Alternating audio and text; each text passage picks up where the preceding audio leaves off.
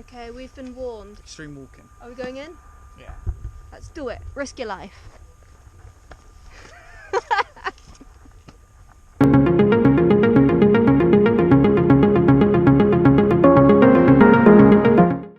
Hello! Welcome back to our channel. Today we're in Belgrade, which is the capital of Serbia. Right behind us is the National Assembly building. I don't know what that means. Danny doesn't know what that means, but it's something political. The interesting thing about the National Assembly's building, apart from it being a really cool building, are the statues that are up there. We can go and take a closer look. And apparently nobody knows the true meaning of the statues.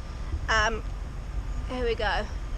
So it's a man pulling a big horse, and on the other side there's another one. But apparently the agreed upon public idea is that the horse represents power and the people are the people of Serbia, and so it's like the people of Serbia are, you know, the power, and they hold up the power. So that's quite interesting. And it's called, these two statues called the Play of the Dark Horses. And then for the rest of the day we're just going to walk around and explore a little bit of Belgrade with no very specific plans. We're just going to see how it goes. We've come to Republic Square, where behind me is the National Museum and a statue. And I'm guessing this is kind of like the centre now, isn't it? Old Belgrade. And it's exactly how I've been imagining Belgrade to be. It's kind of these big old, ugly communist blocks, but then mixed in. Don't call them ugly. They're not ugly. Well, I mean, it depends on your point of view. But I've seen nicer communist blocks. They're mixed in with these beautiful kind of classic European architecture from, like, I'm guessing the 1800s, that kind of time. There's a really interesting mix. Well, for example, you've got this juxtaposed against this. You can live in that one, and I'll live in that one. But we can wave at each other. Yeah, I get the nice view. You can look at my ugly one. Yeah. I thought you liked the ugly ones. Yeah, well, that's why I want to be in it. Oh, okay, cool. I got you. Banks of the Sava River, which is behind us, and also over here you can see where there's two rivers joining. So the Sava joins the Danube here, and then here on the banks we've entered a park in which is the Belgrade Fortress, which we're going to be walking around now.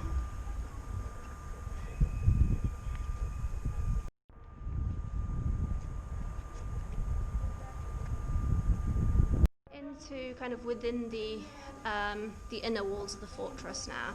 What's really interesting about the fortress is, although it was originally, they started building at the end of the 1600s, is actually so many elements of it have been added throughout the centuries.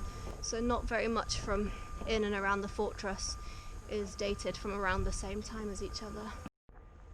So we've managed to find our way down to the church. Let's see if it's open now.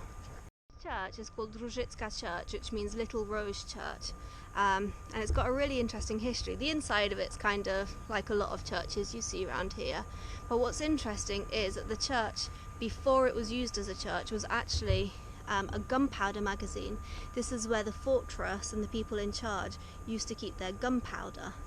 And also these two statues here, this dude and this dude over here, they're both made out of war materials, so bits of scrap metal and old swords and stuff like that, and then they were melted down and made into these statues.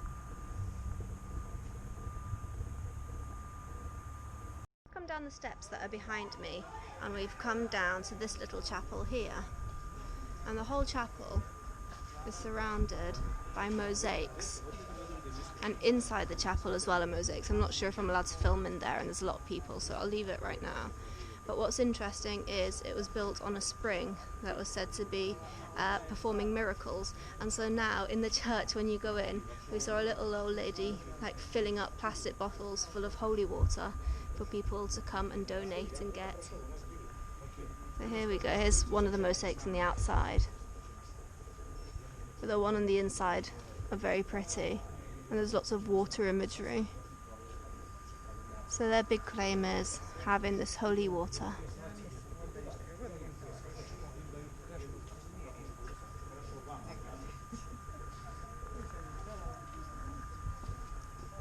I can see inside a little bit like this.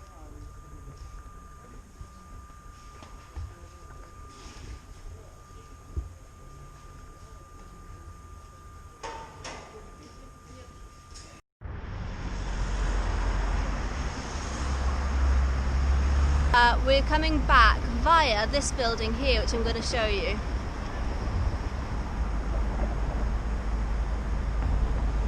And then that up there as well. So this used to be the Yugoslavian Army Headquarters, and it was bombed by NATO during the 90s during the Balkans War. And now it's just a big shell of what it used to be. Yeah, I don't know why they've not like done anything to repair it. They've done loads of other stuff. I think maybe it's just like a memory, serves as memory. I don't know if it's been that much work put into it. I really don't know. I don't know, but it's Pretty bleak brutal. looking, Yeah. isn't it? Yeah. Brutal. There we go. There. That side as well.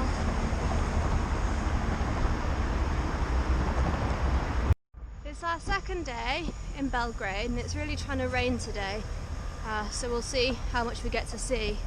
But our first stop today is Saint Sava's Church, and this is the biggest Orthodox church in the Balkans. Just trying to get to a good point before I turn the camera around. Here we go. Well, it is huge. We were both just saying that from the outside it really looks like a mosque in Turkey. And there was lots of Ottoman influence here for a very long time. They were in and out of Serbia for a good couple of 100 years. We're wondering whether their influence has influenced this building. Alright, let's go in because the rain is starting to come down now. We're now heading down into the crypt of the church.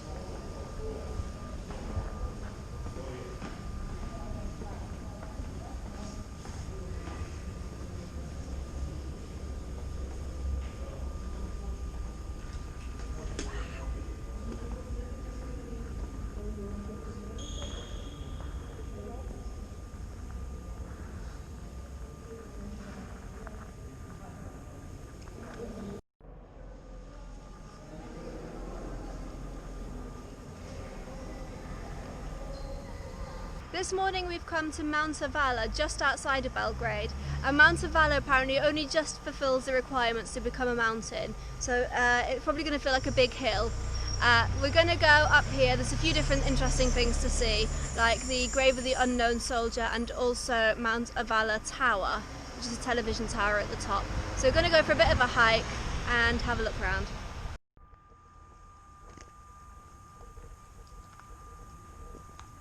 Now which way? That way. And yeah, that one looks nicer and easier as well.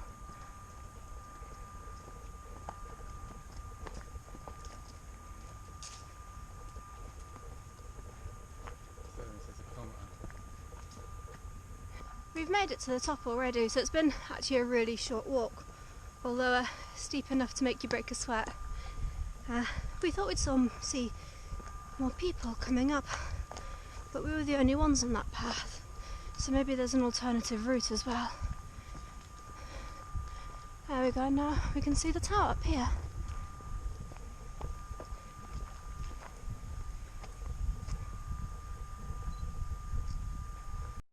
I've got some facts about the tower. Do you want to hear them? Yeah. Yeah? So it was built in the 1960s as a television tower, and when it was built, it was actually one of the 10 tallest towers in the world.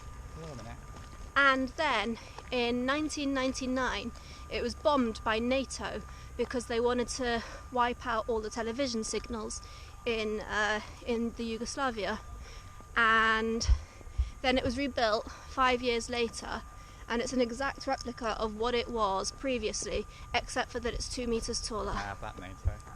Hmm? So that Yeah. NATO. That'll teach them.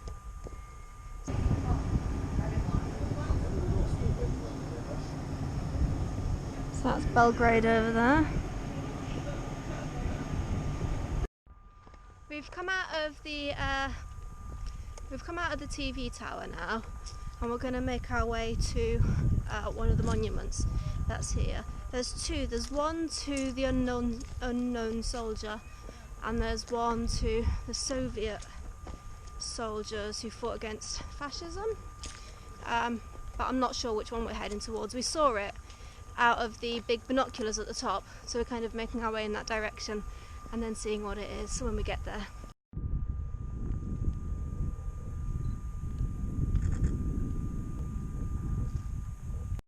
This is the back end of the monument, and actually we can see here where it's been damaged by the Red Army. Probably not by cannons though, but some kind of heavy artillery, and it's taken a massive chunk out of it.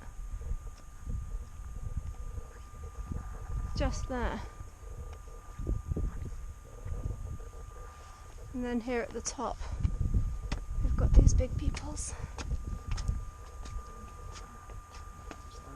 Yeah, I've taken a chunk out the wall as well.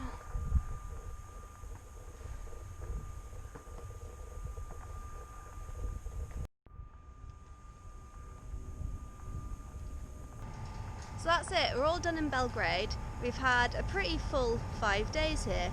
It looks like quite a big, overwhelming grey city, but there's loads to do. It's really interesting. You can also get out of the city and do stuff there as well. So we've really enjoyed it. So that's it, I'm going to end the vlog here and we'll see you at the next place. Bye!